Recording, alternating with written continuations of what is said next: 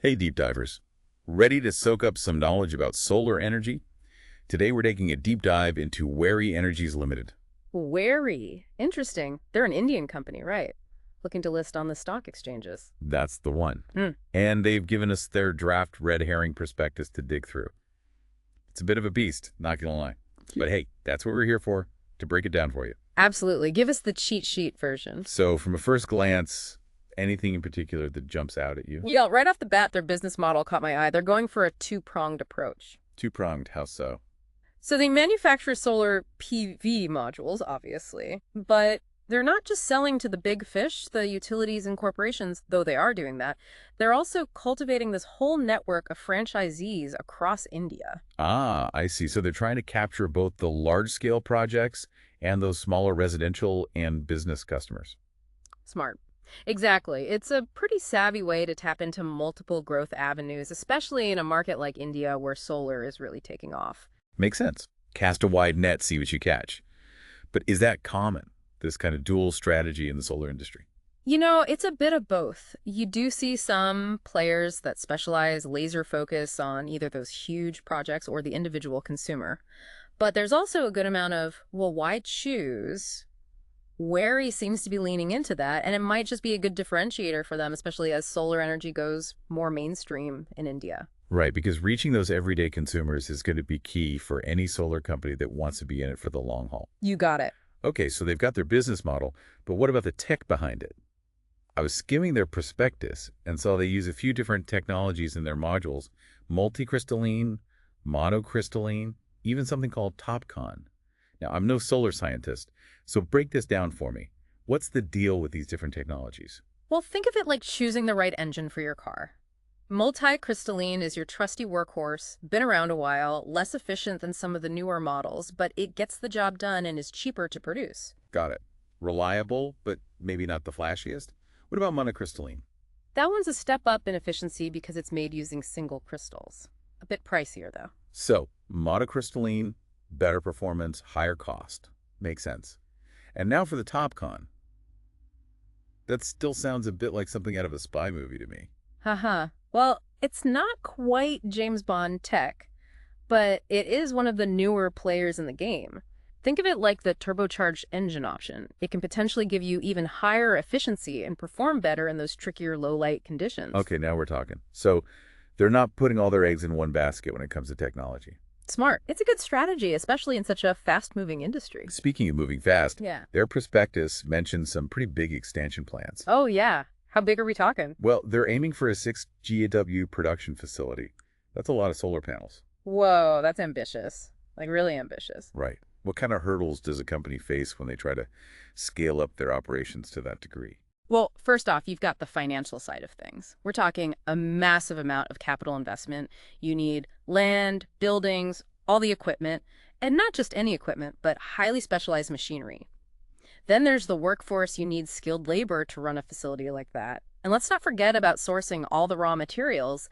They'll need a rock-solid supply chain to feed that production beast. Right, because if any one of those pieces falls apart, the whole operation could crumble. Exactly. And with a project of that scale, any missteps could snowball into some serious delays and cost overruns. It's a high-stakes game, for sure. And speaking of high stakes, there's one detail in their prospectus that kind of made me nervous. They rely on a single supplier for their polysilicon. Polysilicon, let me guess. Isn't that? It's sourced from China. Ah, yes. The elephant in the room.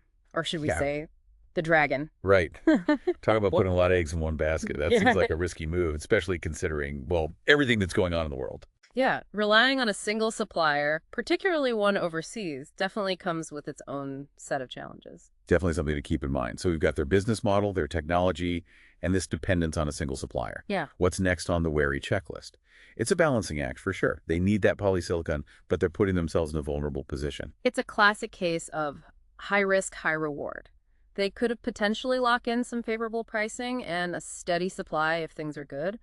But yeah, the flip side is if anything disrupts that flow of materials from China, well, let's just say it could throw a wrench in their whole operation. Trade disputes, political instability, even something like a natural disaster. It's a lot to bank on. Absolutely. And it's not just Waaree. Any company relying heavily on a single source for critical materials faces that kind of vulnerability. It's a reminder that geopolitics and global events can have a very real impact on a company's bottom line. But hey, that's business, right? Calculated risks. Very calculated. Speaking of risk, let's zoom out a bit. What's your take on the overall future of the solar industry? It seems like Wary is pretty optimistic, especially about breaking into the global market. Well, the global energy landscape is changing rapidly. And yeah, solar's having a moment, no doubt about it. The push for clean energy, concerns about climate change, it's all contributing to this surge in demand for solar solutions. Right, everyone's trying to get a piece of that solar-powered pie. So how does a company like Wary, still relatively small on the global stage, compete in such a crowded market, especially with China looming large, as we've discussed? It's a David and Goliath scenario for sure. But even David had his slingshot, right? Wary's got to play to its strengths. So what are their best shots? What sets them apart? Well, that two-pronged business model we talked about earlier, catering to both the big players and those smaller customers, that's a good start. Gives them a bit of a safety net compared to companies solely focused on one segment. And let's not forget, they've been around for a while now. They've built up experience, brand recognition in India. Those all matter. It's like they've been training for this moment. In a way, yes. But to really thrive, they can't just keep pace with the industry. They've got to set the pace. Innovation is key. And speaking of innovation, they're not content with just making solar panels, are they? They're talking about expanding into other parts of that solar value chain. Things like manufacturing solar cells, even getting into those raw materials like ingots and wafers. What's the thinking behind that kind of vertical integration? It's ambitious, no doubt. But if they can pull it off, it could give them a real edge. Think about it, greater control over their supply chain, potentially less reliance on those single suppliers, remember, our friend from China. And there's the potential for juicier profit margins if they can master making those components efficiently in-house. So potentially bigger rewards, but also bigger risks. What should our listeners keep in mind as Waaree starts dipping their toes into these new waters? Execution is everything. Do they have the right team, the expertise to navigate these new areas? Are they forming strategic partnerships with players who've been in the game a while? And critically, how will they fund this expansion? Building a solar empire doesn't come cheap. It's all about the Benjamins, right? Their prospectus mentioned a mix of internal cash flow and external funding to fuel their growth plans. Now, I'm no financial wizard, but when you look at a company's financials, what are those red flags, the things that make you go, maybe not? Well, for me, it always starts with the basics. Are they financially healthy? What's their cash flow like? Are they actually turning a profit? And debt levels, are they drowning in loans? Those are pretty fundamental indicators of whether a company's on solid ground or standing on shaky stilts. Got to make sure the foundation is strong before you start building skyscrapers. Exactly. Then I'd be scrutinizing those expansion plans. How detailed are they? Have they realistically estimated the costs involved? Building new factories, training workers, managing a more complex operation, that all adds up. And where's that external funding coming from? Are they taking on a ton of debt, which could be risky down the line? Or are they looking at another equity offering, which could dilute the value for existing shareholders? These are all important questions investors need to be asking. So it's not just about how much money they have today, but how they plan to manage and grow that money going forward. Now, we've talked about China's dominance in the solar industry, but what happens if all those solar panels they're churning out flood the market? The dreaded O word, oversupply. It's a real concern in any industry, but especially one growing as rapidly as solar. If the market gets saturated with more panels than there's demand for, well, that's when things can get ugly. Prices plummet, profits shrink, and suddenly being a solar panel manufacturer doesn't seem so sunny anymore. Exactly. It's a race to the bottom that no one wins. So how does a company like Waaree, comparatively smaller on that global scale, avoid getting caught in that potential oversupply spiral? They need to find a way to stand out from the crowd, to offer something unique. It's not enough to just produce solar panels anymore. They've got to become a one-stop shop for solar solutions. Think installation services, financing options to make solar more accessible, long-term maintenance contracts that give customers peace of mind. They need to evolve from simply selling a product to becoming a trusted partner in their customers' solar journeys. It's like the difference between selling someone a fishing rod and teaching them how to fish. Exactly. Add value, build those relationships, become indispensable. That's how you thrive in a crowded market. Makes sense. Now, you mentioned working capital earlier. How does that factor into a company's overall financial health and efficiency? I feel like it's a term we hear a lot, but maybe don't always fully grasp. Think of working capital like a company's circulatory system. It's all about how efficiently they're moving money around. Basically, it's the time it takes for a company to convert its investments, in this case all those solar panels, into actual cash. So a shorter cycle means they're getting paid faster, turning over their inventory more quickly. Precisely. A healthy working capital cycle is like a healthy heartbeat for a business. It means they're not sitting on piles of unsold inventory, and they've got cash on hand to reinvest in growth. So for our listeners out there, it's definitely something to look at when you're evaluating a company, that working capital cycle.